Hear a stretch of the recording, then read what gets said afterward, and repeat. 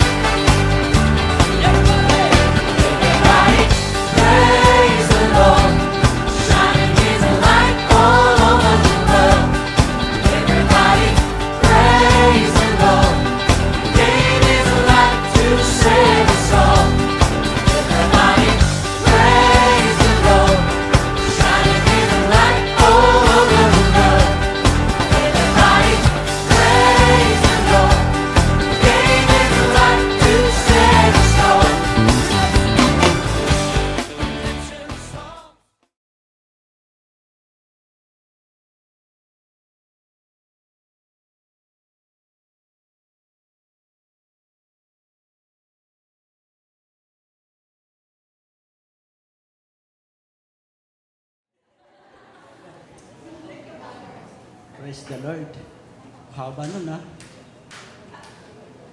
Tama lang kasi hindi na kami pupunta ng ibang resort. Meron na sa amin. Sila na yung lumalapit sa amin. Malaking bagay po yun. Diba? Magbabayad ka pa. Pupunta sa ibang lugar, babayad ka pa. Sa amin, libre. Pwede kayo chat mo lang kami. Welcome na welcome po kayo. Hallelujah.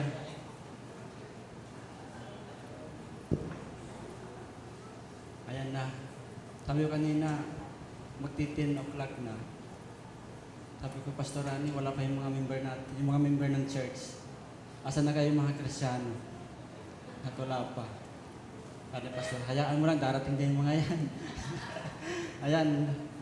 Salamat sa Panginoon dahil, yan, bawat isa sa atin, iningatan ni Lord na makapunta sa kanyang bahay-sambahan para magpuri, para umawit, sa ating Diyos na buhay. Amen? Kasi yun lang naman yun lang naman maibibigay natin sa Panginoon. Wala naman tayong kayamanan, walang ginto pilak para may sa Panginoon. Kundi yung buhay po natin. Sabi ni Lord, yung buhay niyo maging haing handog na buhay sa Panginoon. Amen? Hallelujah. Tawag Pastor Anita, nakakabanga talaga, no? Pag nandyan yung professor mo, no? Yung dati, medyo okay lang eh. Hallelujah. Kasi yung yung wife niya dapat ang MC dito eh. Sabi ko, parang napalitan na. Salamat, hindi sila mag-a-attend. Tapos nakita ko kanina, andyan yung dalawa. Hallelujah.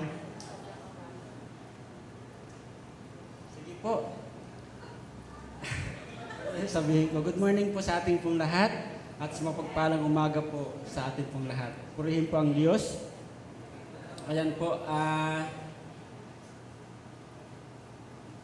bago tayo mag-pray, basahin po muna natin yung salita ng Panginoon at may hilingin po ako sa inyong pabor. Ayan.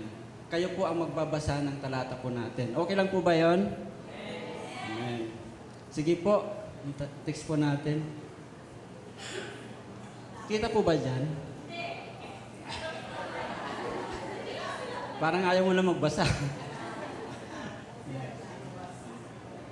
Ito na lang tayo. Para kita dito. Sige po, sabay-sabay po natin basahin. Sige po. Kayo po magbabasa ha? Sige po.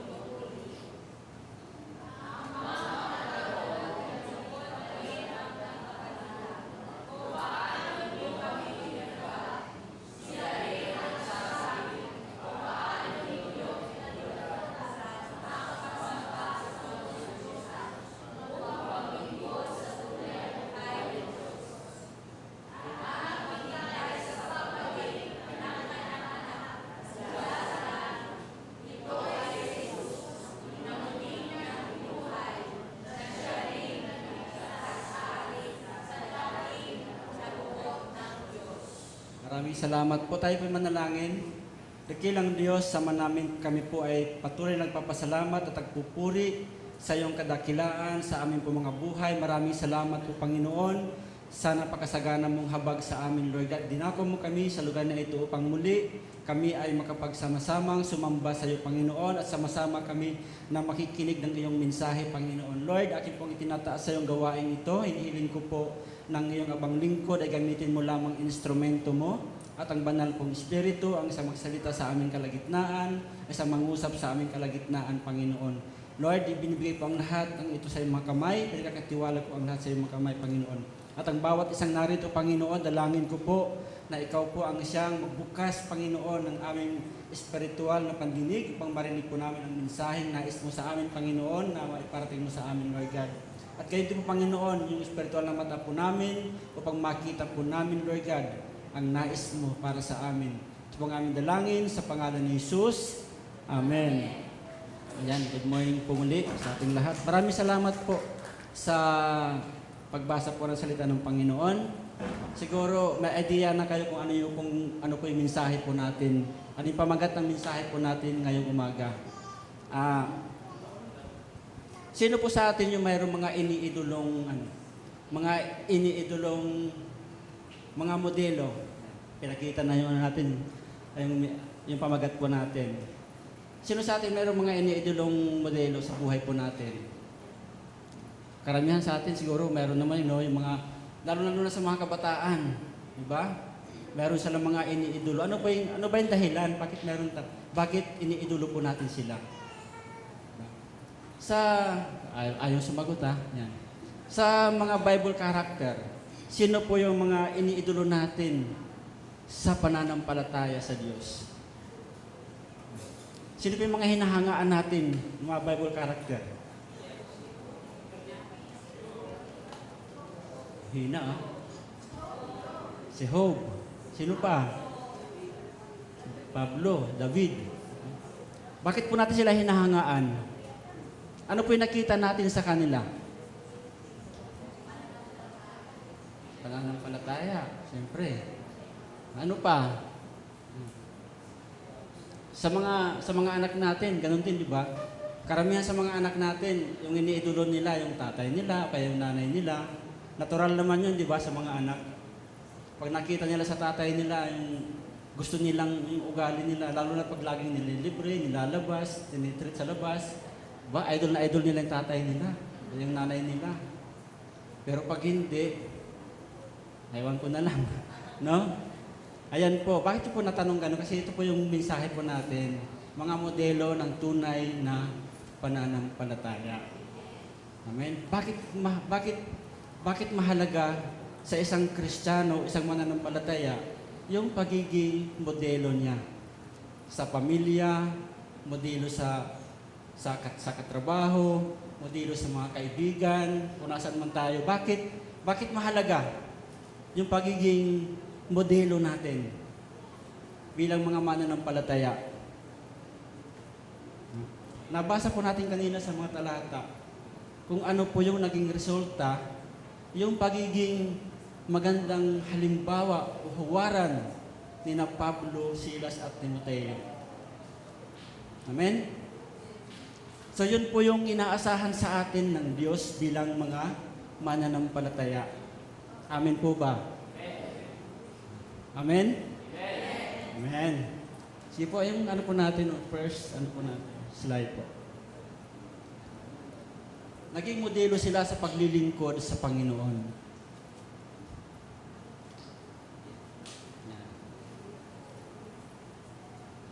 Inaalala namin sa harapan ng ating Diyos at Ama ang inyong gawa dahil sa inyong pananampalataya, ang inyong pagpapagal dahil sa inyong pag-ibig at ang inyong pagtitiis dahil sa inyong pag-asa sa ating Panginoon. Ito po yung nakita ng mga mananampalataya doon sa Tesalonica kina Apostol Pablo. Kaya sabi ng Apostol Pablo, inaalala namin at sa harapan ng Diyos yung inyong gawa, yung gawa dahil sa pananampalataya ninyo. Yung pananampalataya nila sa Diyos, andoon yung kanilang paggawa. Yung gawa nila yung bunga ng pananampalataya. Hindi po yung gumagawa tayo para may kaligtasan tayo. Yun na po yung bunga ng kanilang pananampalataya, patuloy ng kanilang paggawa. Ito yung nakita ni Pablo. Kaya sa Pablo, lagi silang nagpapasalamat sa Diyos sa kanilang pananalangin. Lagi nilang naalala yung mga kapatid sa Tesalonica. Nakita nila yung buhay nila. Kung paano sila naging magandang halimbawa, naging huwaran sa iba pang mga kapatid. Amen?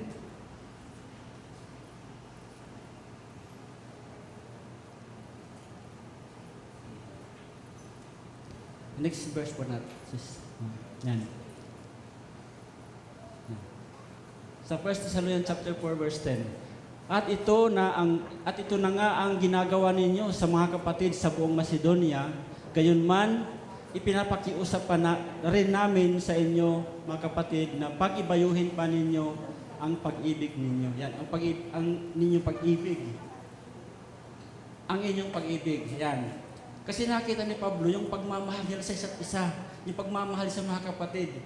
Pero sabi pa ni Pablo, pag-ibayuhin pa ninyo. Bagamat nakita ni Apostol Pablo, nakulangan pa siya. Pag-ibayuhin pa ninyo yung pagmamahal ninyo sa isa't isa bilang magkakapatid. Bakit kailangan makita sa bawat isa yung pagmamahal bilang mga mananampalataya?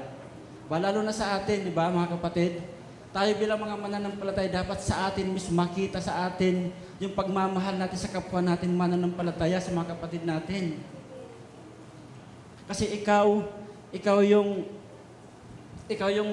lalo na pag leader ka ng simbahan.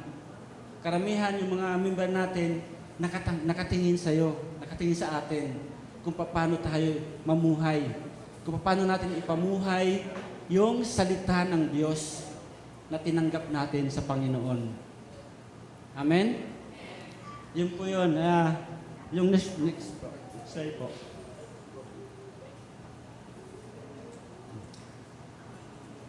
Second Thessalonians chapter 1 verses 3 and 4. Mga kapatid, tama lamang na kami laging magpasalamat sa Diyos dahil sa inyo, sapagkat patuloy na lumalago ang inyong pananampalataya kay Kristo. Ito pa yun, pinagpapasalamat ni Apostol Pablo dahil yung mga kapatid sa Tesalonica, nakikita niya na sila ay patuloy na lumalago sa pananampalataya sa ating Panginoon. Ano pa? At nagiging maalab ang inyong pagmamahalan. Ba? Nakita niya ito sa kanila at lalo pang lumalago at nag-aalab yung kanilang pagmamahalan sa isa't isa. Mga kapatid, ito po yung susi ng pagtatagumpay ng isang mga mananampalataya. Yung hindi pagkakawatak-watak, yung hindi pagkakabahabahagi sa isang iglesia. Yung pagmamahal sa isa't isa na kailangan ng bawat isa. Amen? Kung walang pagmamahal na makikita sa atin, huwag tayong umasa na tayo rin ay mamahalin at makakakita tayo ng pagkakaisa sa isang bahay, sa isang iglesia o sa bahay-sambahan. Amen? Kaya nga, ipinagmamalaki namin kayo sa lahat ng mga iglesia ng Diyos dahil sa inyong pagtitiis at pananampalataya sa gitna ng mga pag-uusig at mga kahirapang dinaranas ninyo. Saan pa sila naging mabuting ehemplo? Ano nakita sa kanila ni Apostol Pablo? Sa mga kapatid sa Tesalonica.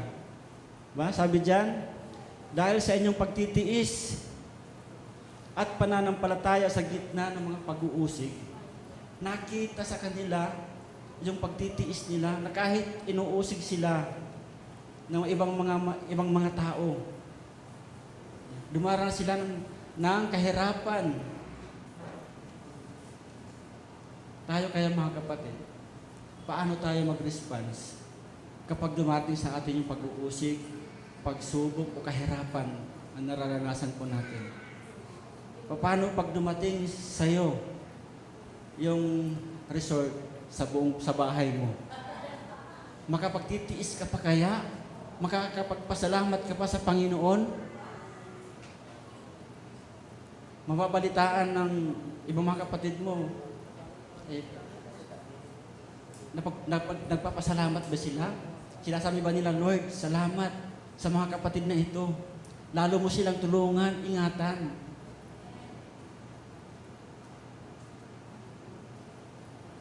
Seryoso po tayo, no?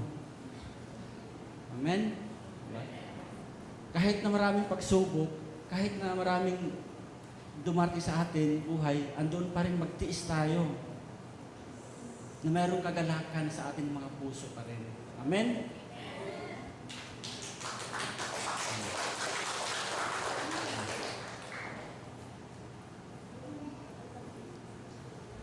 Pangalawang bagay po. So, 4 na bagay po yung pag-uusapan po natin. Mahalagang bagay ng pagiging modelo ng tunay na pananampalataya. Yan. Sa pagiging tapat sa kabila ng mga pagsubok. Kaya nabanggit ko na kanina yung iba. Next slide po. Yan. Sinundan ninyo ang aming halimbawa at ang halimbawa ng Panginoon kahit dumanas kayo ng napakaraming paghihirap. Tinanggap ninyo ang salita ng Diyos nang may kagalakan mula sa Espiritu Santo. Amen? Naging huwaran nila, o naging modelo nila, si Apostol Pablo, Silas at Timoteo sa kanilang pananampalataya. Ginawa nilang halimbawa si Pablo at ang ating Panginoong Hesus mismo. Alam nila kung ano yung naranasan nila Apostol Pablo. Sabi nga ng Apostol Pablo, di ba, naranasan niya lahat. Magutom, mabusog, ang ano pa. Basta marami.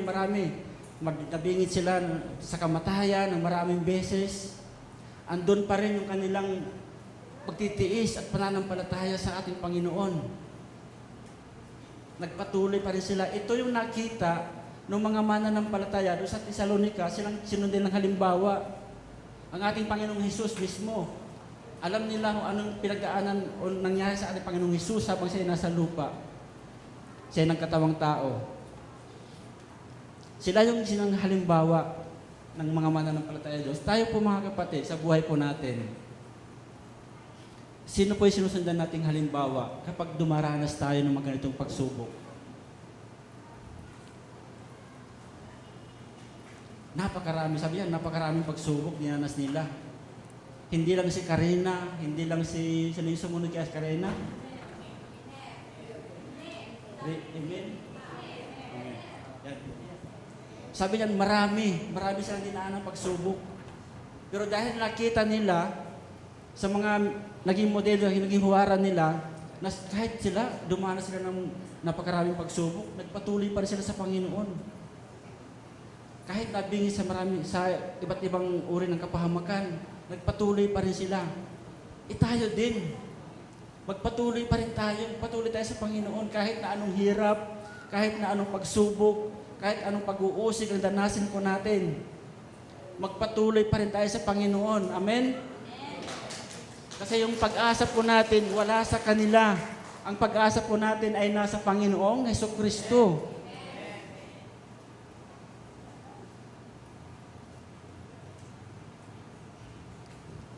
Next slide po. 1 Thessalonians chapter 2, verse 14 to 15. Yan. Mga kapatid, nakita naman dito, no?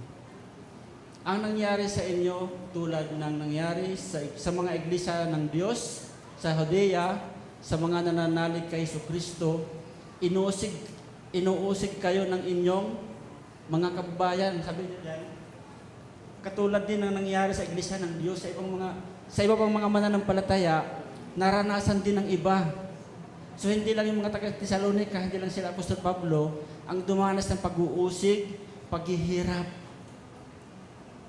Pati iba pang mga simbahan na itinayo nila doon. Sa mga kabayan, sila mismo may mga kababayan mismo nila yung umuusig sa kanila. Sabi niya kasi na maraming naiinggit kina Pablo sa kanilang pananampalataya at paghahayag ng salita ng Diyos. Yan. Inusig ng kapwa nila Hodyo. Ang mga Hodyo rin ito ang pumatay sa Panginoong sa Panginoong Hesus at sa mga propeta. Sila rin ang umusig sa amin. Yung parang ano lang, iba yung umuusig sa kanila, same lang. Kaya doon lagi yung paalala ni Apostol Pablo, ini-encourage niya lagi yung mga kapatid doon para hindi po sila manghina, para hindi sila manglupaypay, bagkus ay magpatuloy sila sa kanilang pananampalataya, maging pagtitiis sa mga kahirapan kanilang dinaranas o pinagdaraanan sa buhay nila bilang mga mananampalataya.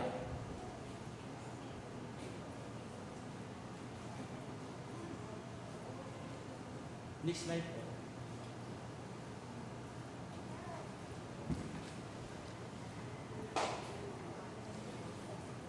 Chapter 3, verse 3. Yan.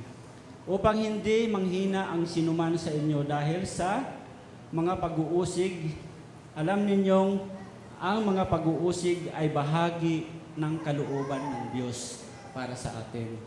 Isinugo ni Pablo sina Timoteo sa mga kapatid sa Thessalonica para palakasin sila, para patatagin yung kanilang pananampalataya. At sinabi pa dyan na ang pag-uusig ay bahagi ng kalooban ng Diyos sa ating mga mananampalataya. Amen? Ganun din po tayo, huwag tayo magtaka kung tayo man ay dumaranas tayo ng mga pag-uusig, pagsubok, kahirapan, pagtitiis. Dayan po ay bahagi ng kalooban ng Diyos para sa atin. Amen? Ito yung sinabi sa kanila na Apostol Pablo para palakasin yung kanilang pananampalataya. Bakit ba meron tayong gawain ganito every Sunday?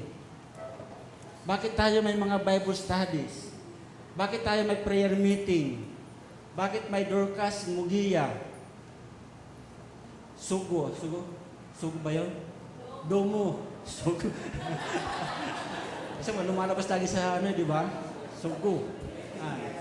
Domo. Sayot. Bakit meron tayong mga ganitong gawain, mga kapatid? Kasi marami tayong nakikita sa labas ng ganun no? Nalaki ng mga billboard. Yan. Mga ginagawa nilang model, yan. Di ba? Bakit tayo meron mga ganitong gawain?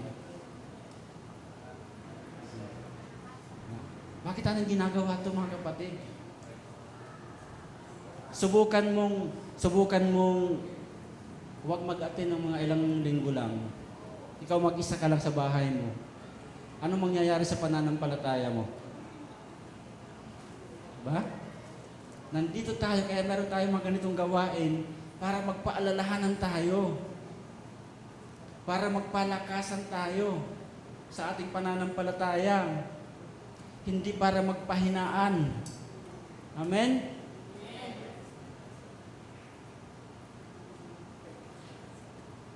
Hallelujah.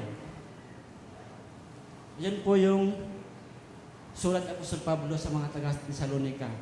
Sabi niya, isinugo namin si Timoteo siya para patatagin kayo, para palakasin kayo sa inyong pananampalataya, para hindi kayo manlupaypay. Kapatid, kung nararanasan mo nanlulupaypay ka na, saan ka dapat pumunta? Huwag doon sa, sinabi ko kanina, huwag doon sa patay sindi ang ilaw. Kasi pagkatapos nun, wala ka rin, lupaypay ka pa rin. Nagwaldas ka lang. Diba? Yan lahat ka, naranasan na namin yan. Yung mga nakaraan lang. Diba? Mga nakaraang buhay. Lumang buhay. Yan. Amen? Kaya narito tayo sa bahay-sambahan, meron tayong pagtitipon para tayo palakasan. Lumasag, lumakas, tumatag tayo sa ating pananampalataya sa ating Panginoon. Amen? Yan, hallelujah. Mahaba na ba? Maiksi pa lang. Dalawa pa tayo. Next slide. Naging modelo sila sa pamumuhay. Paano ba sila namuhay bilang mga mananampalataya? Ano to tayo ha? Malapit na tayo. Yan. Kaya't naging huwaran kayo ng mga mananampalataya sa Macedonia at Akaya. Kanino sila naging huwaran? Yung mga mananampalataya sa Thessalonica? Naging huwaran sila sa ibang bayan, sa Macedonia at Akaya. Grabe, nakarating doon. Yung pagiging modelo nila, ng kanilang pananampalataya, pagiging huwaran nila. Next slide po, sis. Yan. Sapagkat hindi lamang ang salita ng Panginoon ang lumaganap sa Macedonia at Akaya sa pamamagitan ninyo. Ano daw?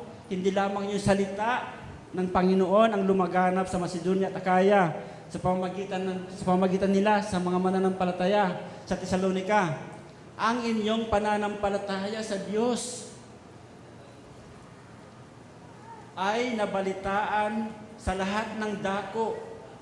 Kaya't hindi na kailangang magsalita pa kami tungkol dito. Grabe. No? Grabe si Lord. Grabe yung pananampalataya nila sa Panginoon. Diba?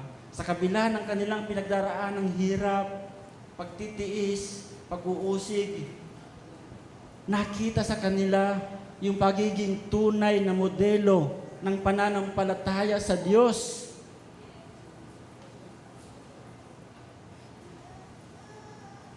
Tayo mga kapatid, saan na nakarating yung pananampalataya natin?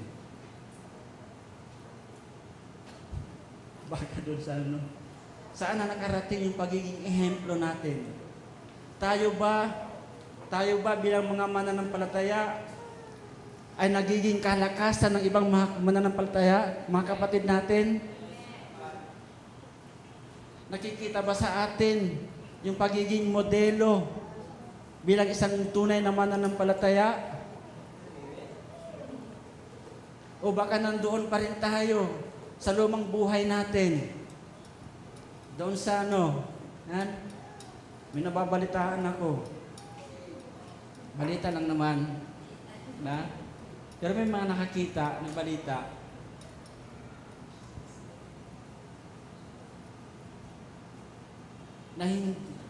Praise the Lord. Hallelujah. Amen. Tayo mismo mga kapatid. Lalo na't mga leader po tayo. Makita po sa atin yung pagiging mabuting halimbawa, huwaran bilang mga mananampalataya.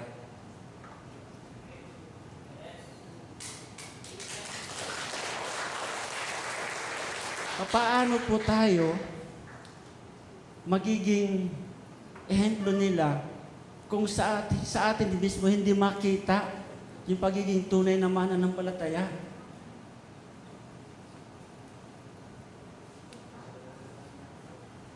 Sabi dyan, ang kanilang pananampalataya ay nakarating sa Macedonia at Akaya. Hindi na kailangan magsalita pa sila Apostol Pablo dahil nakita na mismo doon sa mga kapatid sa Thessalonica kung paano sila namuhay bilang mga mananampalataya. Ganon din ang inaasahan sa atin ng Diyos, mga kapatid.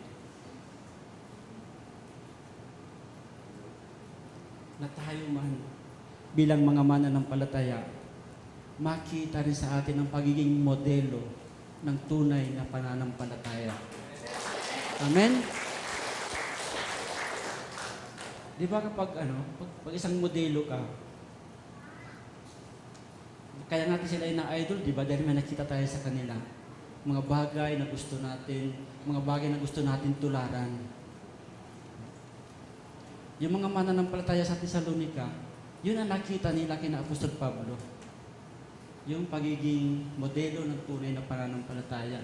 Sinundan nila Pablo at ang ating Panginoong Jesucristo mismo. Amen?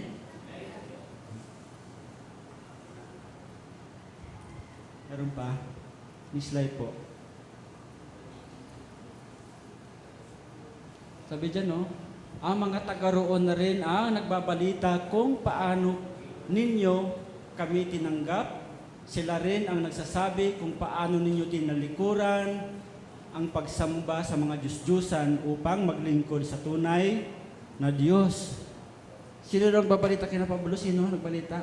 Yung mga kapatid sa Macedonia at Akaya, sila na yung nagbalita kay Apostol Pablo na itong mga kapatid sa Thessalonica, tinalikuran na nila yung lumang buhay. Tinalikuran nila yung pagsamba sa Diyos-Diyusan. Tinalikuran nila ang lahat ng bagay. At tinanggap po nila at sumamba sa tunay na Diyos. Hindi yung pagkarinig lang natin o tayo bilang mga mananampalataya, bilang mga leader na makikitaan pa rin tayo ng pamumuhay na iba doon sa tinuturo ng Diyos sa atin.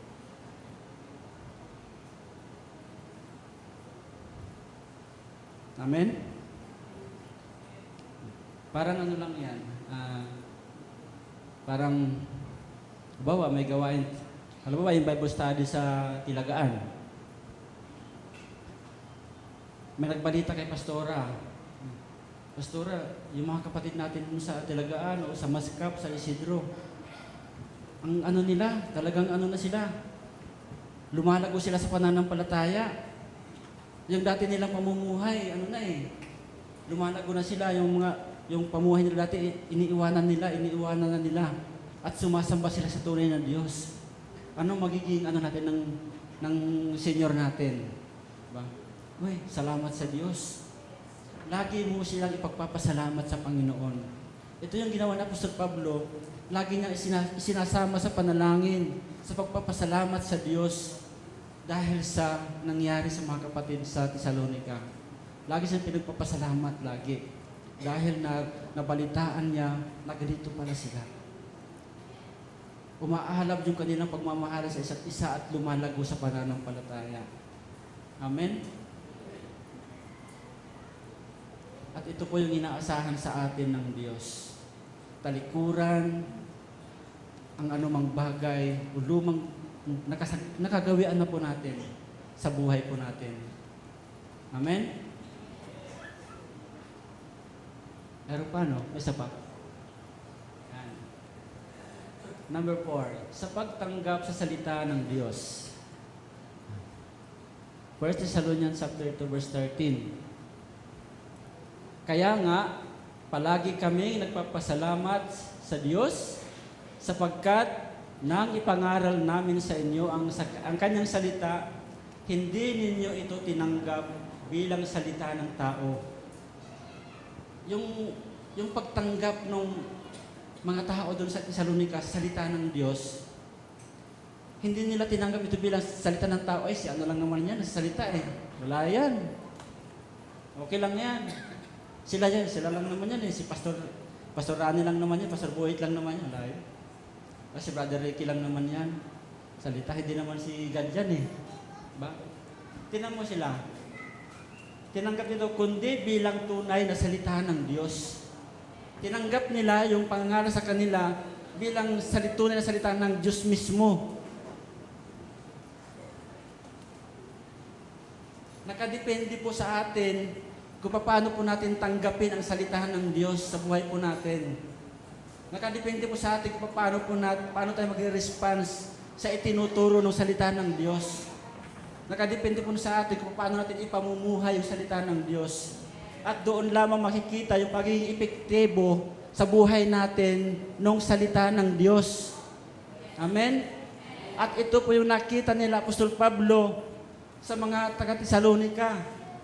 Dahil nung ipangaral namin ang salita ng Diyos, tinanggap ng Diyos, hindi ng tao. Salita lang ng tao, kundi salita mismo ng Diyos yung tinanggap ninyo. Kaya nakita yung pagiging epektibo ng salita ng Diyos sa kanilang mga buhay. Kaya sila po ay naging mabuting modelo ng tunay na pananampalataya. Amen? Hallelujah. Grabe. Tayo kaya, no? Makaranas lang tayo ng dumating si Judith. Yan. Dumating na sa buhay natin, aligaga na tayo. Juna. Wala na, Juna.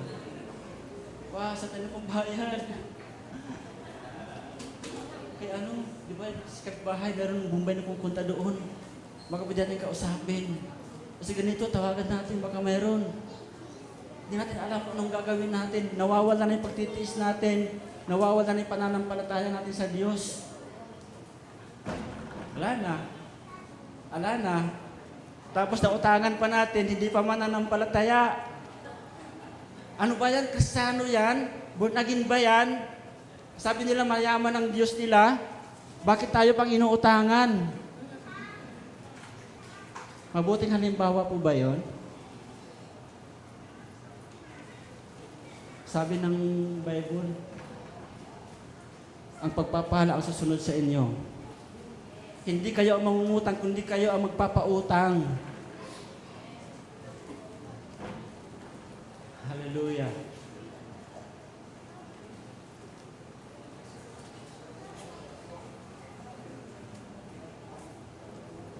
Sabi nga, ano ba? Kasi kami, ranas din namin yun. O si Judith, andyan na. Juna. Judith, Juna. Hala, saan kaya tayo pupunta, kukuha? Kay Pastora, utang tayo. At least Kristiyano. Di ba? Kristiyano, inutangan mo. Pero pag hindi Kristiyano, inutangan mo, tapos pastor ka, Lord, Diyos ko, Lord. Amen? Hallelujah. Kaya ito, last line na po natin yan. Haba-haba na rin, no? Yan. Purihin po ang Panginoon. Ay, conclusion na pala. Naubos kay Judith. Yung mga kapatid, yung depende po sa pagtanggap natin kung paano po natin ipamumuhay yung salita ng Diyos at doon makikita yung pagiging epektibo nito sa buhay po natin. Amen? Yan, sa ating pong conclusion, sa ating paglilingkod, sa ating mga ginagawa, sa ating mga pagtitiis, makita po sa atin ang pagiging modelo ng tunay na pananampalataya. Purihin pong Panginoon. May oras pa naman po. Meron akong isang inihandang awitin. Pero hindi pa ako naawit, ha. Baka tawag dito? Sa prank na naman sa kanta. Sabi ako, boses ko daw. Ay, hindi pala siya kumanta nun. sabi ko kay Mrs. Habig naman kami, di ba? Tumigil ka. sabi, ang layo-layo. Sige po, pakinggan po natin sa awitin para sa Panginoon.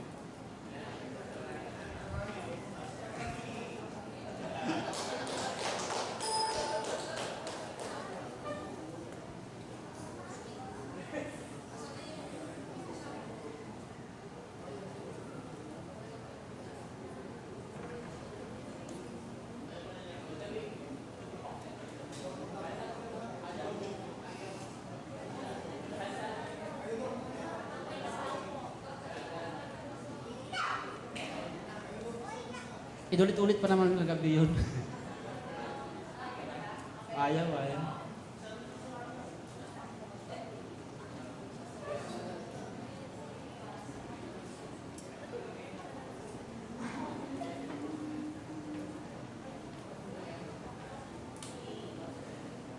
Ayaw daw. Kasi yung kanta na yan, pagiging mabuting halimbawa din ang pamagat niya. Sige po, tayo pong mga kapatid ay manalangin. Na-bless po ba tayo? Amen. Praise the Lord. Dakilang Diyos, sama namin kami po ay nagpapasalamat sa mga salita mo, Panginoon, na aming po napakinggan ngayong umaga. Dalangin, Panginoon, na tulungan mo kami, Lord God, na maipamuhay po namin ang iyong mga salita upang kami po ay maging mabuting halimbawa, Panginoon, ng pananampalataya sa aming Panginoong Jesucristo. Lord, pagpalain mo ang bawat isa narito, pagpalain mo sila sa panahong ibinigay nila sa iyo, Panginoon, sa pakikinig ng iyong mensahe, Lord God, dalangin Panginoon, na ito po ay maging kalakasan ng bawat isa, maging kagalakan ng aming puso, maging kalakasan namin, maging gabay namin sa aming pong pang-araw-araw na pamumuhay. Father God, Pinagkakatiwala ko po sa iyong mga kamay ang bawat isang narito. Dalangin po, Ama, na patuloy kang kumilos sa kanila pong mga buhay. Pagpalain mo ang aking mga kapatid na ito, Lord God. Kung aming dalangin, sa pangalan ni Jesus. Amen and amen. Thank you, Lord. Maraming salamat po mga kapatid. God bless you po.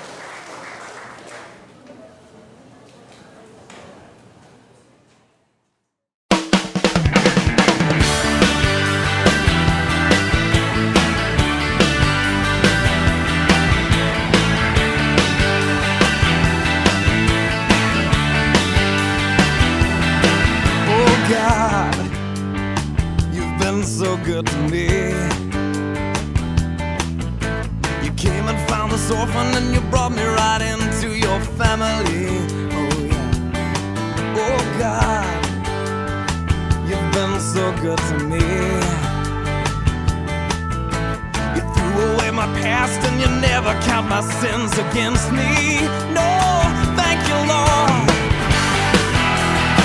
You got me dancing, and now I'm shouting. You got me leaping, and now I'm spinning hallelujah. You're so good to me. You're so good to me. So good to me. Oh God, you've been so good to me.